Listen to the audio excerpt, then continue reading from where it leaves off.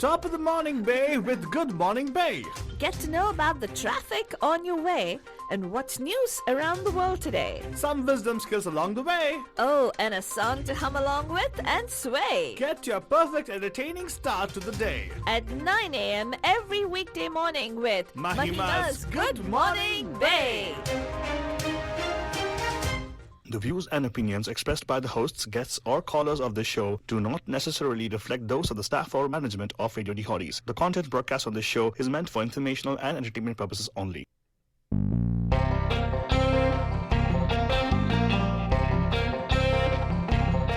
Good morning, Bay. आप सभी लोग हमारे तरफ से एक प्यार भरा नमस्ते, Namaskar. Vanakkam, Namaskara. खुशामदीद, Assalamu alaikum. सत श्री अकाल, Megandariki vandanamu. जय Swami Narayan, Jai Shri Krishna. जय जिनेंद्र। हमारे इस्माइली भाई बंधुओं को बोलते हैं याली मदद। मलाली मदद बोलते हुए सारे फीजी बंधुओं को नीसाम्बला बंडजान, हम आ गए हैं आपके प्यारे महिमा के द्वारे। मैं से फालतू बाबा And of course, myself, Faltu Rani, लेकर आपके लिए एक और drive time that's going to make it totally exciting and totally mastani madajani. to the bajan. Without any further ado, this is your traffic update for today. It's time for the Bandu Traffic Update. Call us from wherever you are at 408-912-2479. Well, Bajan, call us from wherever you are today, but let me tell you one thing, weather-wise, look at it outside. Oh my God, it's so cloudy, right? It's actually clouds, fog actually. It's gonna go, it's like a haze kind of a thing. I hope it clears up pretty soon. The haze, sometimes, also the quality of air also comes into play, but the for haze. So I don't know what's gonna happen there. We'll share with you guys for sure as to what's happening on the roads for you guys. San Jose, in fact, there is a traffic accident, an accident with and a hazard over there on 280 northbound south of the Guadalupe Parkway in San Jose. Center divider is blocked over there.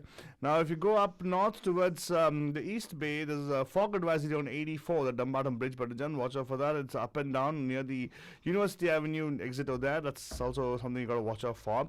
And speaking of fog on the bridges, there also is a fog advisory on 92 eastbound and westbound. Watch out for that. Be very careful when you drive in that region. If you go further up north, we have some incidents of accidents, but otherwise nothing in the Bay Area per se. So we kind of, it's okay. It's good. It's not too bad. Traffic is still light. So probably you get your destinations on time if you leave. Oh my God, just came in right now. Banjana traffic accident on 101 southbound south of Willow Road in Menlo Park. The lanes seems to be affected over there. It's just a very new thing, but in general, so probably it's CHP is also not on the scene as yet. So watch out, drive very carefully. And what else do we have here? That's about it, but that's the traffic update for you guys. So quickly, we know what happened yesterday. In fact, after a Good Morning Bay, there was a big thing about people storming into the Congress and disrupting the way America works. That is, of course, putting a dent or putting a tear in the fabric of democracy, Banjan. And a lot of talks going on about that, what's happening over there and everything. So first of all, let's go see what's the headlines for you guys. Faltani, what's the news? Well, we just got a breaking news headline, Altubaba, as we were putting together the news this morning. Senate Democratic leader Chuck Schumer has called for Trump's immediate removal from office. So if you're wondering why she had Chuck Schumer, Democratic leader, it used to be Mitch McConnell, not anymore, because Georgia went to Democrats. Yes, exactly. So the House and the Senate actually is now controlled by the Democrats. Well, yes. Democrats on Wednesday completed a sweep of the two U.S. Senate seats up for grabs in the runoff elections in the state of Georgia, giving the party control of the chamber and boosting the prospects for President-elect Joe Biden's ambitious legislative agenda. Raphael Warnock, a Baptist preacher from Martin Luther King Jr.'s former church, beat Republican incumbent Kelly Loeffler to become the first black senator in the Deep South state's history, while Democrat John Ossoff became the youngest senator, a documentary filmmaker. He beat Republican David Perdue, who again became a one-term senator. Yeah. You seem to be very happy about that. Yeah, I am. Especially what happened at the rally, right, in Georgia, Altubaba, that Donald Trump, Kelly Loeffler, and David Perdue, all whites, went out there and told people that if you don't elect them into office and if you don't take control, you don't take action. And this is what they're telling the crowd. America as we know it, which is the white Christian America, is over. Oh my God. So is it over And now? well, that's what they said. And guess what? They incited people to come to the Capitol and to actually do that. Trump actually summoned supporters to a wild protest and told them to fight. And guess what? They did.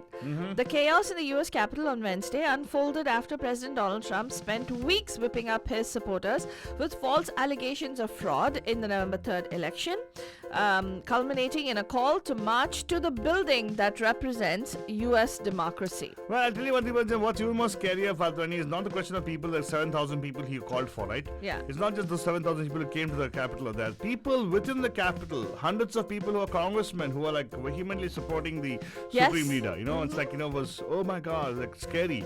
Yes. Because we have 500 seats in Congress, Banjan. 500 seats. Of that, hundreds of them actually are, we got a majority to say, okay, no, it's ratified and it's confirmed that Biden is the president.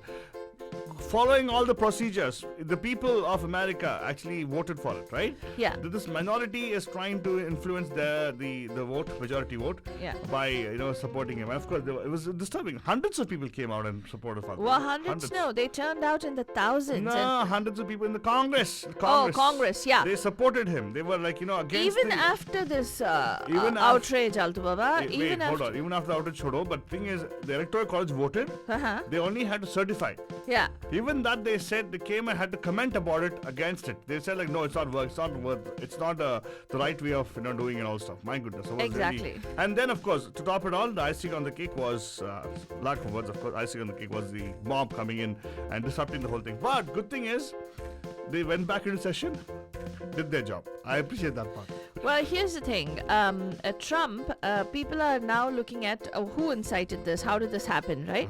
On December 20th, Trump said statistically impossible to have lost the 2020 election. And he had tweeted, big protest in DC on Jan 6th. Be there, will be wild. They turned out in the thousands and heard the president urge them to march on to the Capitol building and express their anger at the voting process and to pressure their elected officials to reject the results. We're going to walk down to the Capitol and we're going to cheer on our brave senators and congressmen and women, Trump told the crowd, speaking with the White House as a backdrop. Well, I think the whole Trump family should be put question about it. You know why? The Sonny Trump. What's his name? I forget his name. Donald Trump Jr.? Eric Trump? Eric Trump. Not Eric Trump. I think it'll be Donald Trump Jr. because Eric Trump is not the favorite son, right? Oh, really? Anyway, the guy, he came up and said, right, all this, he kind of threatened the people who are in the Congress. Yeah. Saying that if you don't support my dad, I'm going to be there in your backyard. What? As in, he's one of the funding people, right? Yeah. So, Republican, that's what he had said. So. Yeah. And here's the thing. Trump said in addressing the crowd, we will never give up. We will never concede. He said, delighting the crowd by calling Democratic victories as explosions of bull beep. He said. And the crowd was chanting BS, BS, like, the word BS. Yeah, they were chanting that. So, and he said he was not going to be okay with a peaceful transfer of power. And guess what happened, Badajan? 4 people died. That's right. Officials say that 4 people have died, including one in a shooting inside the U.S. Capitol, and more than a dozen police officers were injured after a mob of supporters of President Trump stormed the nation. And of course, but this is the news we gave you, which is a breaking news right now of how the Senate actually has asked Pence to make sure he can get the president out of the office. Yeah. Because the president can be fired only by his peers. That's the senators and of course, his colleague. Yes. Vice president. Yeah, and the key points of this news story are that top Senate Democrat Chuck Schumer has called for President Donald Trump's immediate removal. He says that if Vice President Mike Pence and the cabinet do not invoke the 25th Amendment, Congress should reconvene to impeach Trump. A mob spurred by the president's election conspiracy theories overran the Capitol, as we know, as Congress counted Joe Biden's Electoral College victory. And he says what happened at the U.S. Capitol yesterday was an insurrection against the United States incited by the president. This president should not hold office even one day longer. The New York Democrat said in a statement, the quickest and the most effective way it can be done today to remove this president from office would be for the vice president to immediately invoke the 25th Amendment. He continued, if the vice president and the cabinet refuse to stand up, Congress should reconvene to impeach the president. Here's what I might have ever done. Pence might actually succumb and say, okay, you know what, I'll do that. But later on, immediately he might turn around and give him pardon also. You never know. Well, we don't know about all that. There's been a lot of flack that Pence has been taking, and Pence has said that he's visibly upset. The fact that Trump has gone after him when all he did was do his constitutional duty. Yeah. And of course, Biden will become president on Jan 20th after Trump for months spouted conspiracy theories that the widespread election fraud cost him a second term in office. More lawmakers have warned another 2 weeks of Trump's presidency could further erode the American democracy or lead to more loss of life after 4 people died during the Capitol attack on Wednesday. Also, how did security failures actually enable Trump mob to storm the U.S. Capitol? Everybody's asking, where was the police? They were there, but everybody were white, right? And look at the disparity, right? When the Black Lives Matter protest, which was a peaceful protest, was happening, they had armed guards. They had people, I mean, they came out in full force. It was the same DC police, by the way. Yes, exactly. And they had, like, you know, the yin-yang of the police from all over the state, DC, Maryland, Virginia, everybody coming into the Capitol to handle the mob. And not the mob, to handle Black Lives Matter protest. And the bloody chaos inside the U.S. Capitol on Wednesday came after the police force that protects the legislative complex was overrun by a mob of Trump supporters in what law enforcement officials call a catastrophic failure to prepare. The siege of the Capitol, home to both the U.S. Senate and the House of Reps, represents one of the gravest security lapses in recent U.S. history, current and former law enforcement officials have said, turning one of the most recognizable symbols of American power into a locus of political violence. And you know what, Altu? Now in D.C., right, the police, all the airports, everywhere they're strengthening security, and they're bolstering security right now because they don't know what's going to happen in the next few days. They're going to make sure all the black men and all the brown colored men and women are going to be harassed. Oh, come on. So that's what's going to happen. They're going to profile everybody and they say, oh, these people are people. I think it's still, that's something which you got to recognize in America. It's scary, the fact that, you know, how color plays in also here. Exactly. Yeah. The FBI has sought the public's help in identifying the rioters who stormed the U.S. Capitol. As the Justice Department said on Thursday, a policy adopted in the summer to consider sedition charges for anti-racism protesters would also apply in this particular case. The first of about 70 people arrested after Wednesday's assault by Donald Trump supporters on the seat of the U.S. government were due in court on Thursday, with most facing initial charges of violating a curfew imposed to quell the unrest. The assault forced members of Congress who were in the process of certifying Biden's victory to evacuate the chamber for several hours, but they have eventually, they worked all night. Yesterday, Nancy Pelosi and her team and the entire Democratic Congress and also the Senate met, and they certified President-elect Joe Biden's victory. And while let's talk a little bit about what the world is saying, right? The reactions from all across the world. World leaders have expressed shock after supporters of Donald Trump encouraged him by storming the Capitol. And among adversaries, China compared the violence to protests in Hong Kong. Russia said it showed the weakness of Western democracy. Yeah. And Iran called Trump an unchecked threat to the world's security. Allies of the United States condemned the attack and Trump, but said the U.S. democracy itself would ultimately reassert itself. Foreign Ministry spokeswoman Rhea Chakraborty from Russia said the electoral system in the United States is archaic. It does not meet modern democratic standards, creating opportunities for numerous violations, and the American media have become an instrument of the political struggle. So she says the celebration of democracy is over. This is, alas, actually the bottom. I say this without a hint of gloating. America is no longer charting the course and therefore has lost all rights to set it and especially to impose it upon the others. Konstantin Kosachev, chairman of the International Affairs Committee of the Russian Upper House, actually said. And China drew a comparison between the storming of the capital and often violent pro-democracy protests in Hong Kong, which have been quelled by the coronavirus pandemic and security crackdown by Beijing. And you know what they also said? Karma, karma, karma. Oh my God! Because that was Nancy like a- Pelosi had said it's a beautiful sight to Hong Kong. See Hong Kong protesters come out in favor of democracy. Yeah. They said she deserves it. What Oh happened my yesterday? God! Goodness gracious. Yeah. We also How wish petty. yeah. Hey, It's what will really- happen to Jack Ma? We don't know yet, Altibaba. There's no news on that front, and they've completely quite, hushed it up. I saw a meme on Facebook. What? Somebody who looks like Jack Ma repairing an air conditioner. Oh God! It could be. You never know, right? What? We've heard. No. We've heard. What No. a joke meme. No, but it could be, right? Have you heard of the Uyghur Muslims, Altibaba? Till there was an investigative thing that was done on it. Even now, people are not talking about the Uyghur Muslims. I really want to know what did. Any news about what North Korea is telling about this particular thing? We don't know yet. There's So no I news think there. he's no longer alive. I don't think he is. Yeah, he would have definitely chimed in. Yeah. But either ways, Facebook has blocked Trump for at least the final 2 weeks of the presidency, saying risks are too great. Facebook Inc. said it would block US President Donald Trump's accounts indefinitely and for at least the next 2 weeks until the presidential transition is completed. The decision by CEO Mark Zuckerberg comes after Facebook announced on Wednesday it would lock his account for 24 hours as tech giants scrambled to crack down on baseless claims about the presidential election, and hundreds of Trump supporters stormed the US Capitol. Well, that's actually following whatever Twitter did. Twitter was more instantaneous. Because he has, he uses Twitter as his, what do you call Broadcast. the broadcast horn, right? Yeah. So that's what he does. We believe the risks of allowing this president to continue to use our service during this period are simply too great, Zuckerberg said in a Facebook post on Thursday. He said the block would also apply to Facebook-owned Instagram.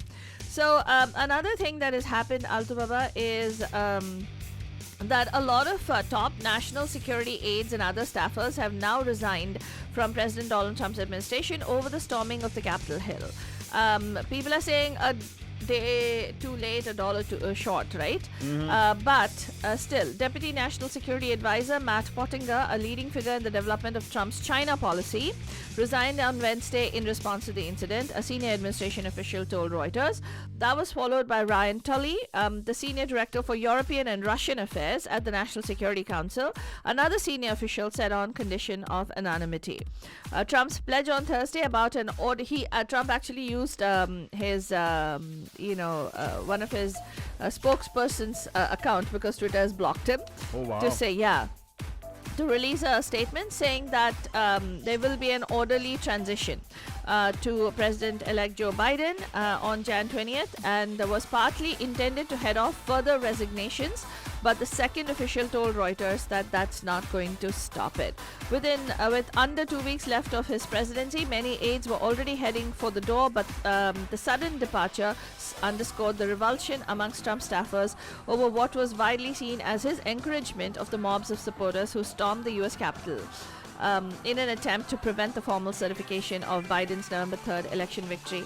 So the thing here is, Altubaba, even now Trump has not decried what the protesters did, that the mob did. He still said, we love you, we care about you, thank you so much, but go home.